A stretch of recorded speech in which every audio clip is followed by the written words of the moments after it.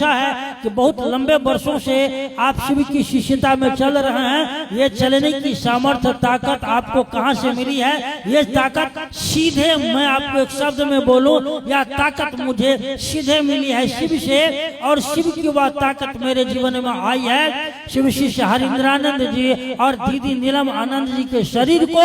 माध्यम बना करके मेरे जीवन में आया है। आए आप भी उनके ही आश्रय में जाए, आप भी उनका ही सहारा लेकर अपनी शिव की शिष्यता को मजबूत करे। और ये 2026 है, यदि मैं 2047 में भी ढूंढूं, जब भारत मना रहा होगा आजादी का 100वां वर्ष ना, नहीं, यदि मैं आपको ढूंढूं 2047 में ढूंढूं, उस समय भी आप मुझको दिखाई दे एक शिव शिष्य के रूप में, यही मैं प्रार्थना करूंगा अपने गुरु महादेव से, अपने साहब और दीदी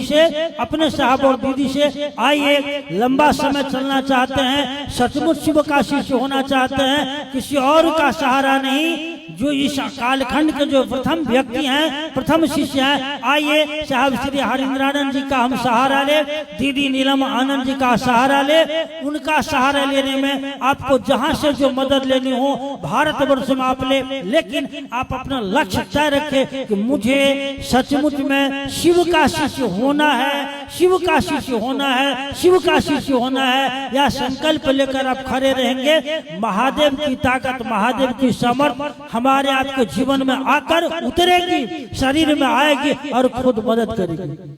अब मैं अपनी बात को बंद करूंगा, क्योंकि हमने आपको कहा ना 1 जनवरी को हम नहीं गए, बहुत दिन के बाद हम कहीं चर्चा में आए, हमको जाना था, वैसे अभी हम तुरंत आए हैं, तुरंत हम आए कार के बाहर थे, और हमने कहा दिया था कि हमको 31 तारीख को जाना था, एक जगह विशेष काम था, संजोगवश जिस आदमी से मिलना था नहीं आए, और इन लोगों को हमने कहा दिया था कि हम जब रहेंगे सहरसा में तो 1 घंटा के लिए आएंगे। मैं अंत में आपसे प्रार्थना करूंगा, इस वर्ष एक नया संकल्प, एक नई चेतना, नई जागरण, एक नई स्फूर्ति अपने आप में हम पैदा करें। अपने आप में यदि शिव को